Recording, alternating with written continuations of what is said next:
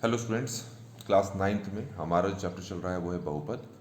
और इस वीडियो में जो प्रश्नावली 2.4 है उसके क्वेश्चन नंबर 3 का सेकंड पार्ट हम डिस्कस करने वाले हैं।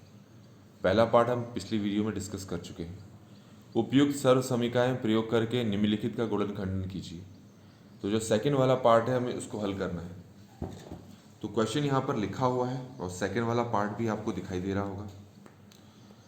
तो सेकंड वाला जो पार्ट है हमारे पास, उसमें लिखा है 4y² माइनस 4y प्लस 1। और यहाँ पर क्वेश्चन में ये है कि उपयुक्त सर्व समीकरण प्रयोग करके, मतलब एक फॉर्मूला का यूज़ करके इसको हल करना है। तो यहाँ पर कौन सा फॉर्मूला यूज़ होगा? हमारे पास जो सर्व समीकरण है जिसका यहाँ पर यूज़ होना है वो है a माइनस बी का होल स्क्वायर, जो होता है a² minus 2ab plus b²। हमें इस सर्व समीकरण का प्रयोग करना है, पर इस सर्व समीकरण का प्रयोग ऐसे नहीं करना है, मतलब कि पहले आप इसको लिखो फिर इसको लिखो। तो इस सर्व समीकरण का ये वाला रूप आपको यूज़ करना है, a² minus 2ab plus b² equal होता है a माइनस बी का होल स्क्वायर। तो असल में आपको इसका यूज़ करना है। ठीक हो गया? यहाँ तक समझ में आ गया होगा आपको। तो अब आप देखें कि आपके पास क्वेश्चन क्या है। ये है 4y² माइनस 4y प्लस 1। क्योंकि हमें इस सर्व समीकरण का इस्तेमाल करना है तो पहले हमें ये जो हमें दिया हुआ है इसको पहले इस रूप में लाना होगा। इस रूप का मतलब है पहले a का स्क्वायर बनाना पड़ेगा, लास्ट में b का स्क्वायर बनाना पड़ेगा और बीच में माइनस 2ab बनाना पड़ेगा। तो कैसे बनाएंगे? देखिए, सबसे पहले यहाँ पर क्या लिखा है, 4y²। तो बच्चों 4 को आप लिख सकते हो 2 का स्क्वायर, साथ में क्या है, y² है। तो अब देखो 2 का स्क्वायर भी है, y का स्क्वायर भी है, तो 2 और y दोनों को चिपका दो तो हमारे पास क्या आ गया, यहाँ स्क्वायर आ गया।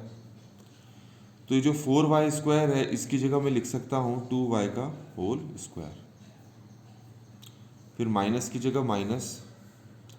अब ये 4y का कुछ नहीं करते हैं, इनके लिए जगह छोड़ देता हूँ मैं, प्लस लास्ट में क्या है 1। बच्चों कहीं पर अगर 1 लिखा है तो उसको 1 का स्क्वायर लिख सकते हो, क्योंकि 1 का स्क्वायर 1 ही होता है। तो लास्ट में जो 1 है इसकी जगह मैंने 1 का स्क्वायर लिख दिया। अब आपने इतना जो किया है उसको इससे कंपेयर करो। यहाँ है a का स्क्वायर, यहाँ है 2y का स्क्वायर, ये लास्ट में है b का स्क्वायर, यहाँ पर है 1 का स्क्वायर।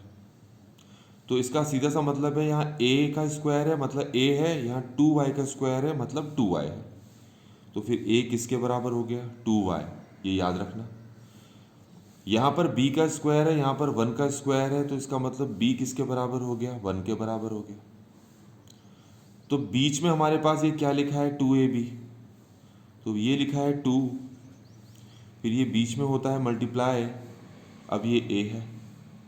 आपको अभी थोड़ी देर पहले मैंने बता दिया था कि a किसके बराबर है, 2y के, क्योंकि यहाँ a² है, यहाँ 2y का स्क्वायर है, मतलब a जो है वो 2y के बराबर है। तो इस a की जगह हमें क्या लिखना है, 2y लिखना है। बीच में यहाँ पर क्या है, मल्टीप्लाई है। लास्ट में b² था, यहाँ 1² था, तो मतलब b किसके बराबर है, 1 के बराबर है।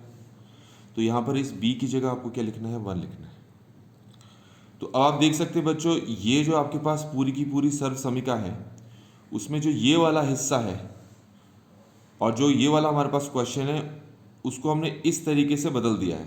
तो ये तरीका, ये वाला रूप और ये वाला रूप अब एक जैसे हो गए।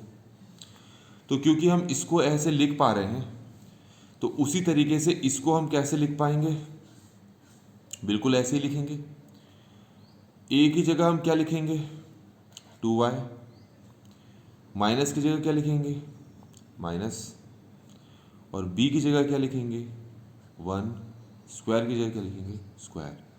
a की जगह 2y क्यों लिखा, क्योंकि मैंने शुरू में बोल दिया था कि यहाँ a² है, यहाँ 2y का स्क्वायर है, तो मतलब a जो है वो 2y के बराबर है।